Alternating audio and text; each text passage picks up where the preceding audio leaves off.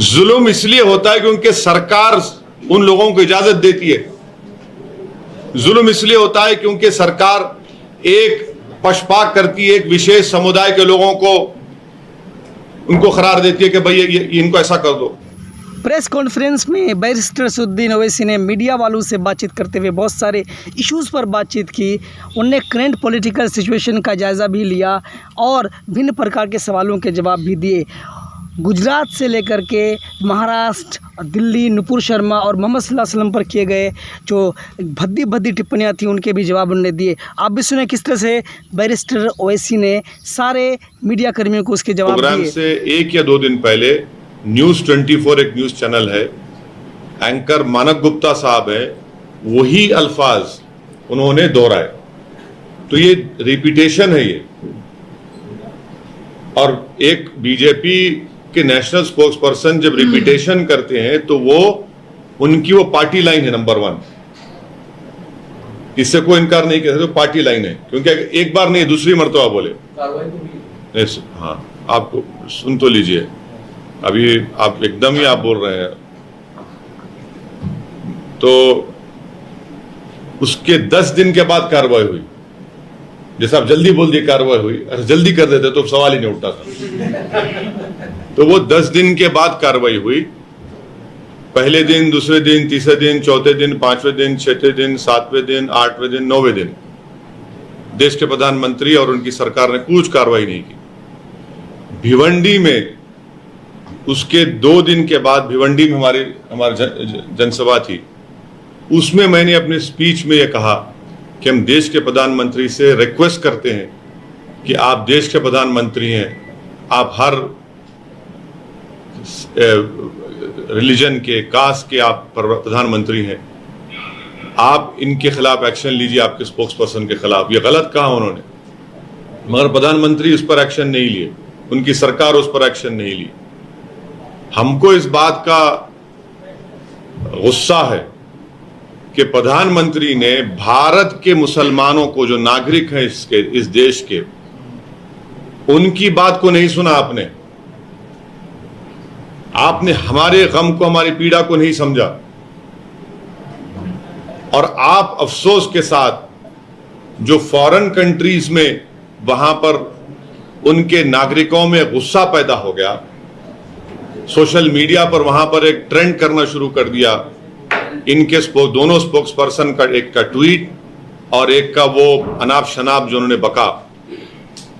और अफसोस इस बात का है कि जब देश के वाइस प्रेसिडेंट प्लेन में थे, खतर को जा रहे थे, 2 दिन 3 दिन का ट्रिप था, जब प्लेन में उनसे थे, अभी लैंड नहीं किए दोहा में, तो उनसे कहा गया कि आपका बैंक्वेट कैंसिल हो गया है।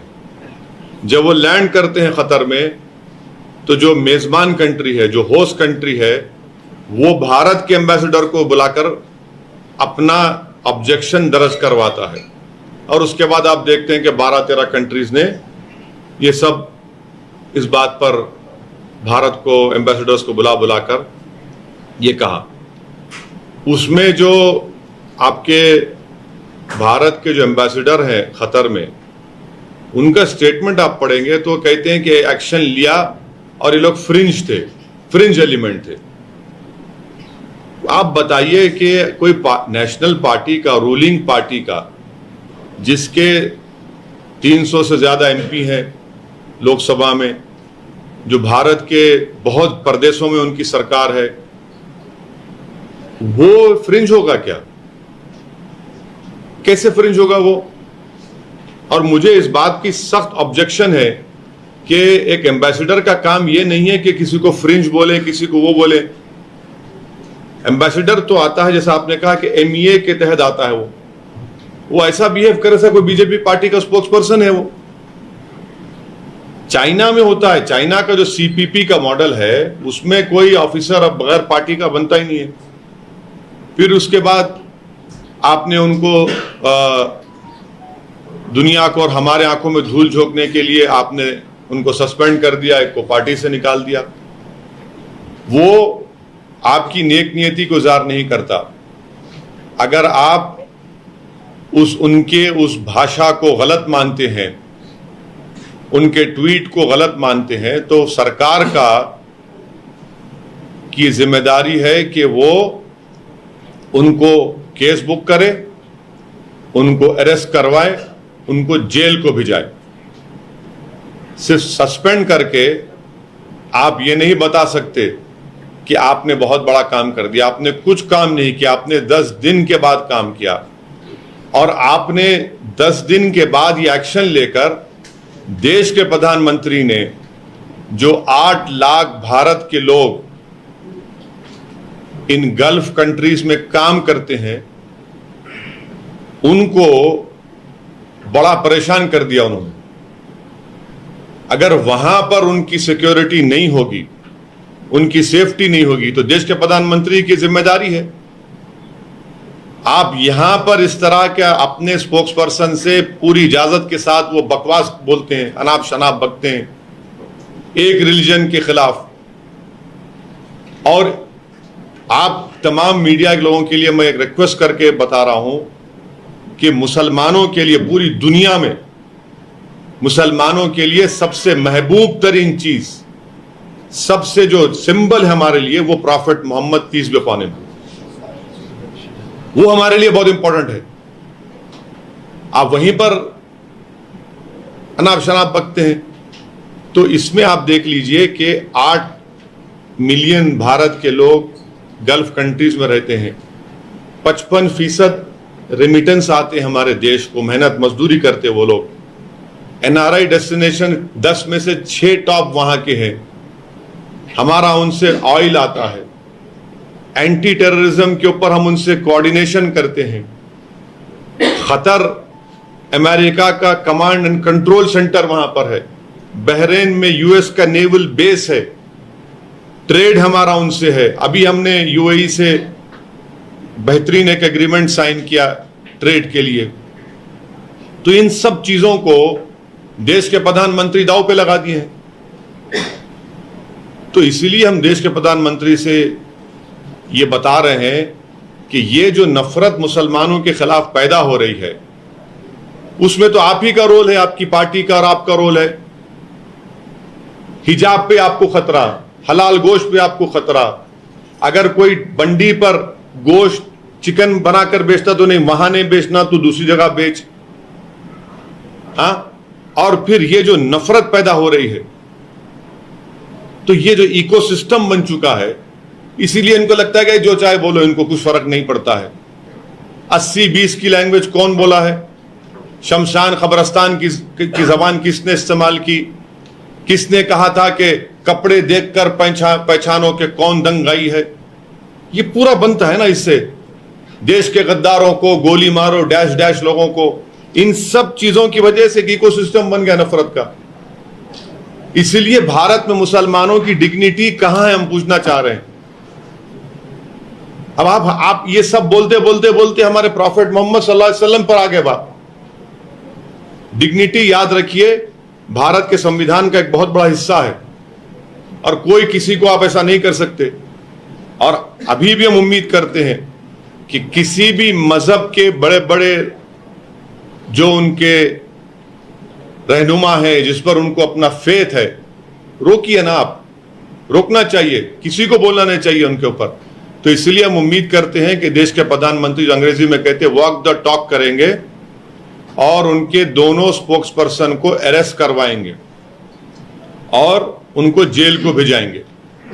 तभी ये सही मानों में वो इंसाफ होगा। वरना आप याद रखिए, 6-8 महीने के अंदर उनका रिहेबिलिटेशन हो जाएगा और उनका रीपैकेजिंग करके उनको पेश कर दिया जाएगा। ये होता आया है, तो ये बहुत गलत है, ये नहीं होना चाहिए और बहुत गलत काम हुआ है। तो क्या आपको लगता है कि सिविल वॉर की तरफ हम लोग जा रहे हैं, जैसे अमेरिका के कुछ रिपोर्ट्स पे आए हैं? और दूसरी बात, नुपुर शर्मा के फैमिली को जिस तरीके से थ्रेट आया है। एक बात सुनिए, बीजेपी का आप लेटर पढ़े सस्पेंशन का? हाँ। पढ़े आप? जो आया है नहीं पढ़े आप? नहीं पढ़ा। तो पढ़ना चाहिए आपको। आप बोल रहे उनकी जान पर थ्रेट आ रहे। नुपुर शर्मा की तरफ से जो आया है वही मेरा नहीं, उनको मीडिया को ये कहा नहीं, उनको मेरा जो फैमिली का एड्रेस है वो ना बताया जाए। कौन बताए? अरे बीजेपी सस्पेंशन लेटर में एड्रेस लिखती है उसका, मैं पढ़ के सुनाऊं क्या अभी आपको? वो आप लिखते हैं, मीडिया को देते हैं आपको, आप पूरा आम कर दिए उसका घर का एड्रेस, आप और हम नहीं किए। और जो थ्रेटनिंग कॉल आ रहे हैं उसके ऊपर आपकी क्या राय है? क्या नहीं नहीं, हम अपील करना चाहेंगे? नहीं अपील देखिए, कोई कानून हाथ में नहीं लेना, खत्म। कानून हाथ में लेने का इख्तियार किसी को नहीं है। हाँ, मेरे को भी तकलीफ हुई, मेरी जिंदगी जो है मेरे रसूल के लिए कोई अहमियत नहीं रखती। मैं उनके नाम का सदका खाता हूं मगर मैं पुलिस में जाकर कंप्लेन किया, हैदराबाद में जाकर हम कंप्लेन किए, एफआईआर दर्ज हुआ। फिर हमारे स्टेट के पुलिस के लोग हमको पूछे कि हैदराबाद में एक आदमी है जो उनको थ्रेट किया, उनको बोला कि उनके सर पर इनाम रख दिया था। हम बोले एक्शन लो आप, उसके खिलाफ केस बुक हुआ, उसको जेल में भिजाया गया हैदराबाद में। ये बोलते हैं ना, इसको आप वो करिए, आप करिए, क्यों नहीं कर रहे आप? और हम तो महाराष्ट्र सरकार से ये बोलेंगे कि आप उसको जाकर अरेस्ट करिए ना, आप तो सत्ता में है यहां पर। भाई शरद पवार साहब के खिलाफ कोई बोला तो जाकर आप थप्पड़ मार के उसका इनक तोड़ देते। कोई फिल्म एक्ट्रेस बोली तो उसको आप जेल को भिजा दिए। उद्धव ठाकरे के खिलाफ कोई बोला तो सैनिक जाकर इंक फेंकते, उसका गड़बड़ कर देते। ये करो ना भाई, आप क्यों क्वेश्चनिंग करते? भिजाओ ना, जाओ ट्रांजिट वारंट लेकर जाओ, लेकर आओ मोहतरमा को यहां पर, करिए ना, करना चाहिए आपको। मैंने सिविल वाला एक सवाल पूछा था, जो अमेरिका की डिफेंस सेक्रेटरी का जो रिपोर्ट्स आया है। कौन से अमेरिका सेक्रेटरी का डिफेंस? जो अमेरिकन का अभी जो करंट गवर्नमेंट है उसमें हिंदुस्तान में जिस तरीके से अटैक हो रहे हैं, मैंने सवाल ये पूछा कि क्या सिविल वॉर की डिबेट हो रही है? सुनिए, अगर मैं पढ़ा होता तो जरूर उस पर तबसरा करता। मैं, आपने मुझे कहा इंशाल्लाह कल सुबह में पढ़ूंगा, मगर एक रिपोर्ट है जो आपको पढ़ना चाहिए, वो है अमेरिका की स्टेट डिपार्टमेंट ने रिलीजियस फ्रीडम रिपोर्ट जारी करती है हर साल। 3 साल से भारत को वो कंट्री ऑफ कंसर्न में डाल रहे हैं। पिछले हफ्ते वही तो आया। नहीं, रिलीजियस फ्रीडम की रिपोर्ट है, कंट्री ऑफ कंसर्न में डाल रहे हैं। कि हमारी क्या हमारा स्ट्रेटेजिक रिलेशनशिप अमेरिका से 3 साल से, और वो पढ़ते हैं दुनिया में सब लोग रिपोर्ट को। तो इस पर क्या करेंगे? आप बोलते हैं वोट बैंक पॉलिटिक्स, एक वो जवाब है। अब जो कुछ भारत में हो रहा है ना, ये नॉर्थ कोरिया चाइना नहीं है, ये सब दिखता है पूरी दुनिया में क्या हो रहा है क्या नहीं हो रहा है। अमेरिका जिससे हमारे क्लोज रिलेशनशिप है, उनकी रिपोर्ट है कि कंट्री ऑफ कंसर्न में इंडिया को डाल रहे हैं। तो ये मोदी सरकार को इसको देखना पड़ेगा कि क्यों अमेरिका कंट्री ऑफ कंसर्न में डाल रहा है। हमारे फॉरेन मिनिस्टर बोलते हैं इंडियाज इंटरनल मैटर्स है, इंटरनल मैटर्स। फिर ये कैसा हो गया भाई? फिर ये कैसा हो गया बताइए? इतने 12-12, 13-13 कंट्रीज भारत के, ये आप बीजेपी के स्पोक्स पर्सन के ऊपर तबसरा कर रहे हैं। सर सिविल वॉर पे जवाब नहीं था। मैं रिपोर्ट नहीं पढ़ा। सर पंजाब के सिद्धू उनको पूछना, नहीं पूछ। समान नागरिक कायदा जो है अभी सब चल रहा है, ये जगह पे सब आने वाले हैं, तो आपका क्या कहना है उसके समान नागरिक कायदे के बारे में? Uniform civil. देखिए, यूनिफॉर्म सिविल कोड के ताल्लुक से जब लॉ कमीशन ने, पिछला लॉ कमीशन ने हम सवालात ओपिनियन पूछे तो हमारी पार्टी की तरफ से हम लिख कर दिए थे कि यूनिफॉर्म सिविल कोड की भारत में जरूरत नहीं है। और हमारा मानना यह है कि भारत की खूबसूरती उसका कल्चर है, उसका मल्टी कल्चरल है, मल्टी लैंग्वेज है, मल्टी रिलीजियस कंट्री है, भारत की खूबसूरती है। आप यूनिफॉर्म सिविल कोड की बात करते हैं तो ये हमारे संविधान के पार्ट 4 का हिस्सा है। उसमें शराबबंदी का भी जिक्र है। बंद कर दो ना शराब, आप बंद कर दो। नहीं बंद करेंगे क्योंकि जो वो यूनिफॉर्म सिविल कोड की बात कर रहे वो शराबबंदी की बात नहीं करेंगे। इसलिए नहीं करेंगे कि शाम में 7 बजते की टून होना है उनको। आप बंद करो ना भाई। डायरेक्टिव प्रिंसिपल में कहा गया शराब के ऊपर आप शराब नहीं बंद करते। उसी डायरेक्टिव प्रिंसिपल में कहा गया कि देश के जो रिसोर्सेज हैं वो देश के नागरिकों में इक्विटेबल डिस्ट्रीब्यूट होनी चाहिए। अब आप जानते हैं कि देश की 45% दौलत 10 लोगों के पास है। वो क्या वो डायरेक्टर प्रिंसिपल के खिलाफ नहीं जा रहे हम। अनएम्प्लॉयमेंट का जिक्र डायरेक्टर प्रिंसिपल में, पूरे विश्व में अगर सबसे ज्यादा अनएम्प्लॉयमेंट है तो भारत में, आप वो डायरेक्टर प्रिंसिपल को भूल जाते आप। अब आप डायरेक्टर प्रिंसिपल की, आप यूनिफॉर्म सिविल कोड की बात कर रहे। क्या कोई महाराष्ट्र का आदमी जाकर हिमाचल प्रदेश में एग्रीकल्चर लैंड खरीद सकता? नहीं खरीद सकता, नहीं खरीद सकते आप जमीन को। क्या आप, अगर आपको हमने संविधान में नॉर्थ ईस्ट के लिए उनका कल्चर का प्रोटेक्शन दिया है, क्या आप वहां पर आग लगाना चाहते हैं? आप लोग वहां पर नॉर्थ ईस्ट में उनका कल्चर बहुत इंपॉर्टेंट है, मिजोरम, नागालैंड, इन तमाम आसाम, इन जगहों पर, क्या आप वहां पर करेंगे? फिर आसाम के मुख्यमंत्री बोलते ए मुसलमान 2-3 शादी कर। अरे भाई प्रूफ बताओ। जो 2004 और 5 में नेशनल फैमिली हेल्थ सर्वे हुआ था, उसमें देख लो हिंदू मुसलमान बराबर के 2-2 शादियां कर रहे हैं वो लोग।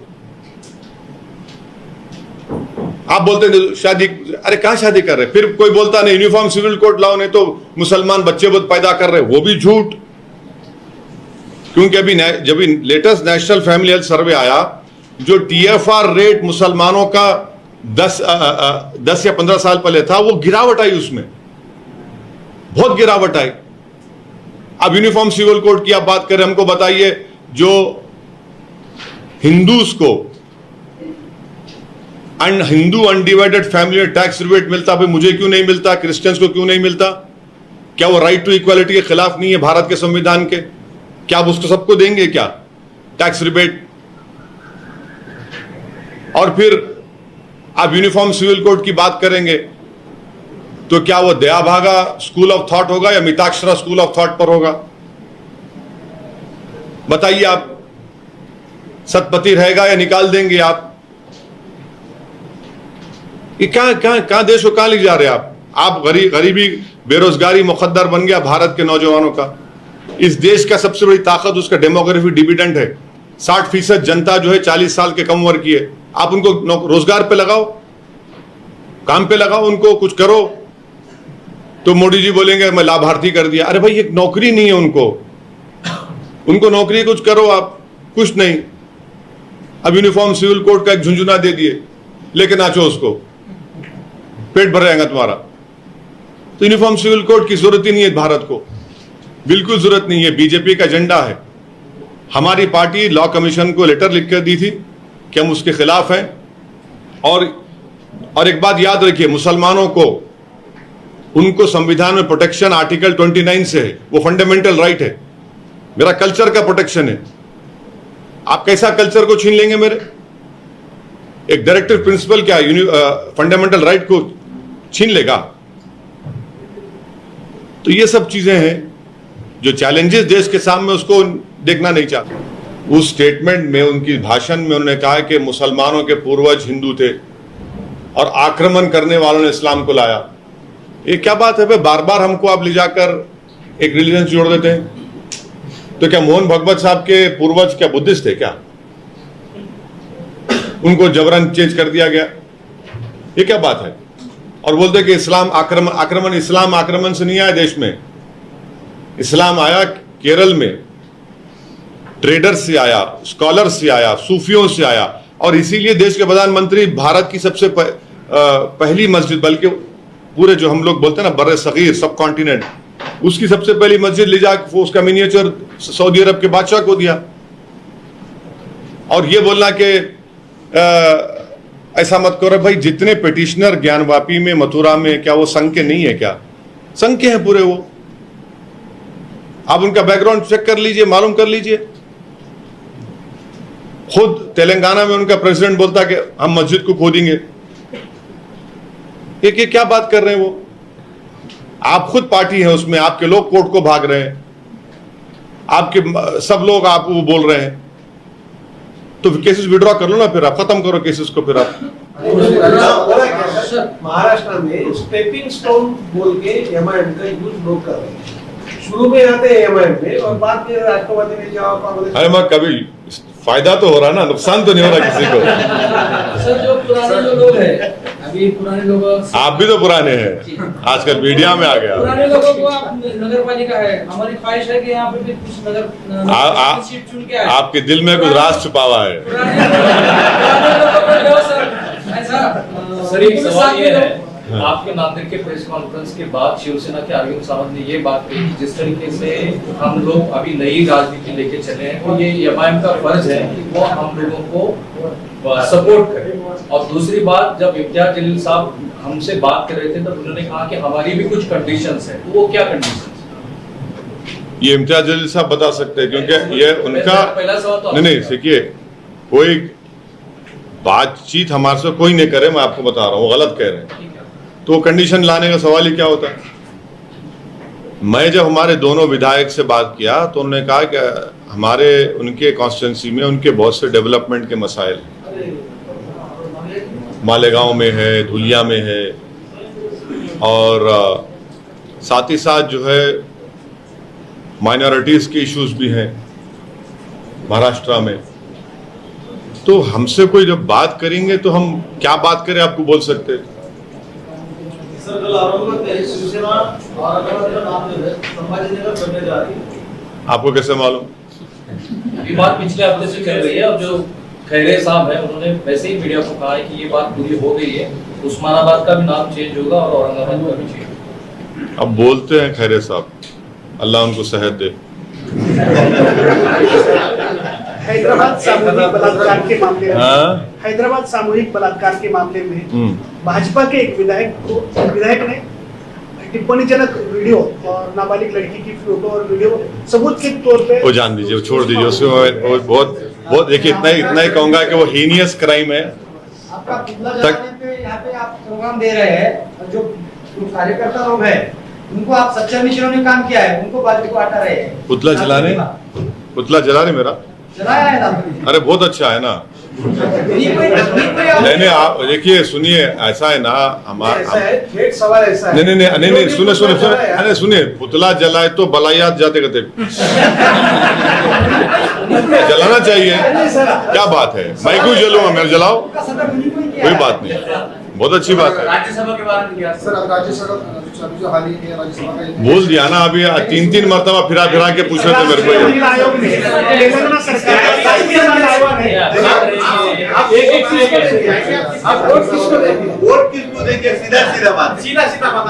सीधा बात, अभी जब बात करेंगे तो करेंगे, नहीं करे तो अपना फैसला करके बताएंगे। किससे करेंगे? हाँ नहीं देखो, सुनिए, भाजपा और सेना में ही चल रहा है। नहीं सुनिए, अभी हम तो आपके जरिए से बोल दिए, वो मैसेज जाएगा, वो लोग बात करेंगे, हम बात करेंगे, सुनो, नहीं बात करेंगे, हमारा जो कर रहे हैं फैसला लेंगे ना। नहीं तो दोनों भी, एक तो सेना है, दूसरी भाजपा। अरे भाई, आप किससे बात करेंगे? अरे जो बात करेंगे हमसे, उनसे बात करेंगे। अच्छा, भाजपा ने बात की तो भी आप बात करेंगे? नहीं, भाजपा से क्यों बात करेंगे? अरे उसमें अकेले वो हैं क्या? उसमें तो पूरा 3 पार्टियां हैं ना, 3 पार्टियां हैं। नहीं देखिए, अगर वो बात करे, देखिए हम लोग हैदराबाद में क्या बोलते हैं, जिसके पेट में दर्द है उन्हें अजवान खाना। मैं खाया तो आपका दर्द कैसा कम होगा, पेट का दर्द? कोरोना कोविड में सबसे ज्यादा गरीब लोगों को बहुत तकलीफ है, इस बारे में क्या बोले आप? कोरोना कोविड जो है महामारी, जो इस पीरियड में सबसे ज्यादा गरीब लोगों को बहुत तकलीफ है, सेंट्रल गवर्नमेंट हो या स्टेट गवर्नमेंट, बहुत तकलीफ है, इसके बारे में। नहीं, कोविड में मैं तो पार्लियामेंट में खड़े होकर कहा कि भारत में 40 लाख लोग मरे, इसमें कोई डिनाई नहीं कर सकता। ये सब ये डेटा दे रहे ना, वो 3 लाख, ये सब बकवास है। कब्रिस्तान भर गए, शमशान भर गए, लकड़ियां नहीं थी, जमीन नहीं थी दफनाने के लिए, लकड़ियां नहीं थी जलाने के लिए, अस्पताल में कोई इलाज नहीं था, पूरे देश में माहौल था ऐसा ही। और मेरा आज भी मानना है कि सेकेंड वेव आने से पहले अगर 2021 जनवरी, आपको याद दिला रहा हूं, 2021 जनवरी में हमारी क्रिकेट टीम ने ऑस्ट्रेलिया में टेस्ट मैच जीता था, तो उस वक्त बीजेपी की नेशनल एग्जीक्यूटिव कमेटी ने 2 रेजोल्यूशन पास किए थे एक भारत की क्रिकेट टीम को मुबारकबाद, दूसरा देश के प्रधानमंत्री को मुबारकबाद कि उन्होंने कोविड को हरा दिया। सेकेंड वेव जब आए, नहीं, सेकेंड वेव आने से पहले दूसरे कंट्रीज ने, यूएस ने, यूके ने, जापान ने, कनाडा ने, उन्होंने वैक्सीन का ऑर्डर प्लेस कर दिया था। हम लोग कब प्लेस करते हैं? हम लोग सब तमाशा होने के बाद, जो 21 में हम लोग जनवरी 21 में शुरू हुआ, तो 2020 अगस्त में ये कंट्रीज ने अपना वैक्सीन ऑर्डर प्लेस कर दिया। हम जनवरी में ऑर्डर प्लेस करते हैं वो पुणे की कंपनी को, तो उसकी वजह से लोगों में मौत हो गई पूरा। अगर पहले वैक्सीन का ऑर्डर कर देते, सब चीज कर देते, तो बहुत से लोगों की मौत नहीं होती थी। तो ये आपकी बात सच है, मगर ये बहुत बड़ी नुकसान सबका हुआ। बहुत से परिवार ने, खानदान ने अपने माँ को, भाई को, वालिद को, पतियों को, सबने खोया। सोनिया गांधी ईडी की हाँ, जात धर्म के नाम पर कोई बोलता है तो उस पर खटला दायर किया जाता है। हाँ, तो ये सरकार ये ऐसा अपने को बोलने को हक नहीं है, जो अपने जात पर बात करे उसको हक नहीं है। नहीं, आप बराबर बोलिए, मगर आप किसी को नीचा मत दिखाइए। आप किसी को नीचा मत दिखाइए और किसी को ये मत बोले कि ऐसा इंसल्ट करना, ये तो गलत है ना। फ्रीडम ऑफ एक्सप्रेशन है। अभी बस है ना, हो गया ना। लास्ट सवाल अरे आप ठहर जाइए। अब असल मंत्री साहब ने बोला था कि हम जुल्म सह लेंगे, लेकिन देश की अखंडता पे हम आँच आने नहीं देंगे। तो क्या कौम को एक जुल्म सहने के लिए तैयार करने की कोशिश कर रहे हो क्या नहीं? देखिए, भारत के संविधान में राइट टू लाइफ एक फंडामेंटल राइट है, डिग्निटी एक फंडामेंटल राइट है। तो मैं अपनी डिग्निटी को नहीं खो सकता, ना खोने दूंगा। मेरी सबकी जिंदगी भारत में उसकी life, right to life fundamental right है। तो फंडामेंटल राइट से डिमांड करते हैं कि किसी पर जुल्म ना हो, और अगर जुल्म होता है तो रूल ऑफ लॉ प्रिवेल होना चाहिए। मैं कोई मुसलमान, भारत में कोई एक चमन नहीं है कि हर कोई चल के चले जाएगा मुझ पे से। हम सब बराबर हैं। मेरी भी जान की उतनी कीमत है जितना दूसरे लोगों की जान की कीमत है, मेरी भी डिग्निटी है। तो ये कॉन्स्टिट्यूशन का प्रोविजन है, तो हमको उसको देखकर बात करनी चाहिए। और मेरा मानना यह है कि कोई भी हमारे को जुल्म नहीं कर सकता, ना करना चाहिए। जुल्म करेगा तो हम कानून का इस्तेमाल करेंगे, उनके खिलाफ मुकदमा, गुनाह दर्ज कराएंगे, और हम खामोश नहीं बैठेंगे। आप ऐसा नहीं कर सकते किसी पे जुल्म कह सकते। जुल्म होता क्यों? जुल्म इसलिए होता क्योंकि सत्ता में बैठने वाले जुल्म की इजाजत देते। ये हमको समझने की जरूरत है, क्योंकि अगर उसको मालूम कि मेरा बैठने वाला जो बड़ा आदमी है वो मेरा माई बाप है, और माई बाप मेरी हर गलती को माफ कर देगा, तो वो जुल्म करता है। जब उसको मालूम हो जाएगा कि तेरे जुल्म अब नहीं चलेगा, तो जुल्म बंद हुआ था।